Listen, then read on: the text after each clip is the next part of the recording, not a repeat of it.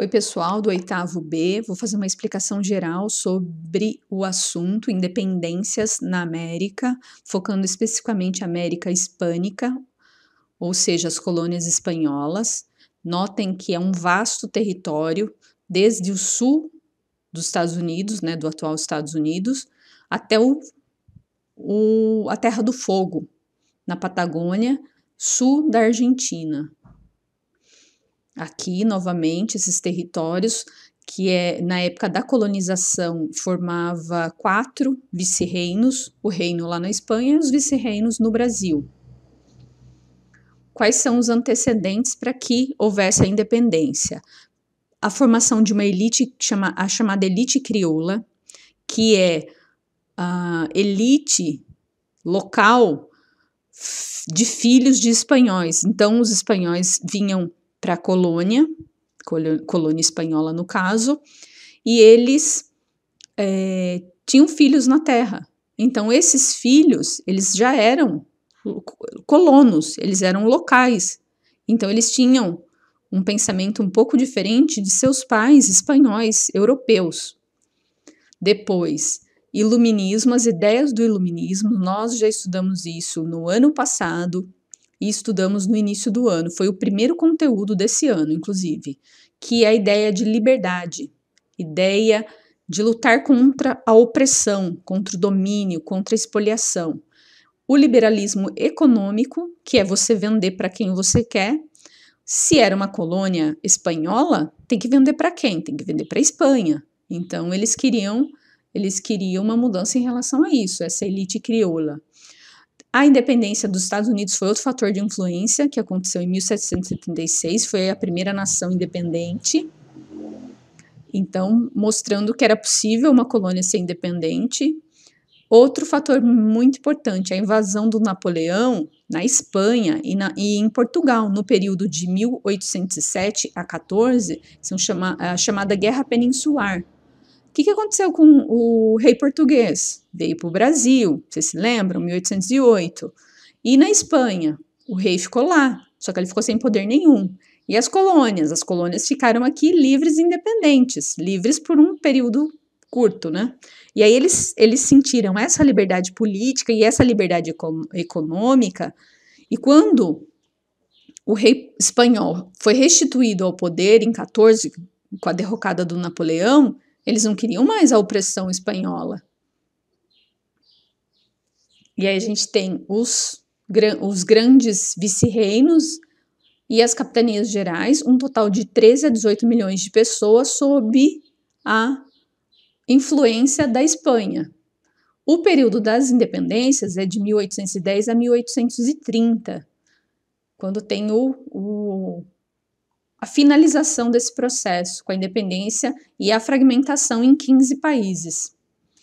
A sociedade hispânica na colônia, ela era formada por chapetones, que foram os colonos nascidos na Espanha, portanto os espanhóis, os crioulos, filhos desses espanhóis, nascidos na América, os mestiços, espanhóis com indígenas, e os indígenas, principalmente os indígenas escravizados. Então, como toda pirâmide, a elite está no topo e a base é bem larga com a população em geral.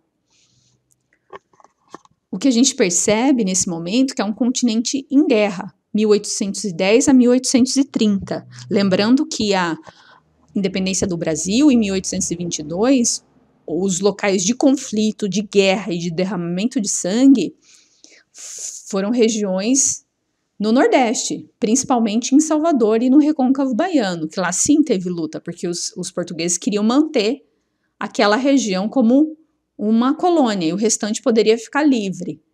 E então teve a defesa pela independência e pela anexação ao que era de fato o Brasil. E o que a gente tem também? Uma luta contra essas desigualdades sociais, contra essa expoliação imposta pela Espanha e, mais que tudo, o desejo de liberdade. Liberdade econômica, liberalismo. Liberdade de pensamento, de cultura, de expressão, vamos chamar assim, que é a influência do iluminismo. a sequência dos vários países que obtiveram essa independência, alguns foram antes de 1810, porém o ápice e a demarcação é 1810, que é quando ocorre a maioria dos processos de independência. Então, antes, a gente tem o Haiti, 1804, foi o primeiro desses países, o Paraguai, 1813, a Argentina, 1816 e assim por diante, dentro desse período de emancipação. Então, aqui é importante destacar duas rotas de independência, de processo de independência, a rota do Simão Bolívar e a rota do San Martín, que são dois heróis da independência, considerados heróis da independência. Esses movimentos de emancipação ou de independência, eles têm 3 momentos. Então, eles têm o momento anterior ao fato, que foram revoltas terrivelmente esmagadas pela Espanha. A maior delas foi em 1780, com a mobilização de 60 mil indígenas pelo Tupac Amaru, uma liderança do Peru. Depois teve revoltas no Chile, na Venezuela, também no México, uma revolta liderada por 2 padres, e as rebeliões vitoriosas, Paraguai, Argentina, Chile, total de 15 países. Ou seja, todo aquele vasto território se fragmentou em 15 países. Bolívar ajudou a libertação da Venezuela, Colômbia, Peru, Bolívia, Equador, tá aí a homenagem. Bolívia, em homenagem ao Bolívar, Equador, e propunha unificação e integração econômica e política de todo o território. Ele chamava de pan-americanismo, ele queria que fosse um país só. Assim como ficou o Brasil não ficou um país só, ele queria que fosse, toda aquela colônia espanhola fosse um único país. E o San Martín, que ajudou na independência da Argentina, Chile e Peru. Tinha um pensamento mais ligado a um republicanismo, mais de separação, cada um podia se separar como de fato aconteceu. Agora, no caderno, lição referente a esse conteúdo, vai responder por que a América Espanhola, diferente do Brasil e dos Estados Unidos, não se tornou um país só, mas vários. Então, o que é para fazer? Escreva a resposta no caderno, pode pesquisar, pode fazer um mapa mental se achar que convém, pode fazer um texto com desenho.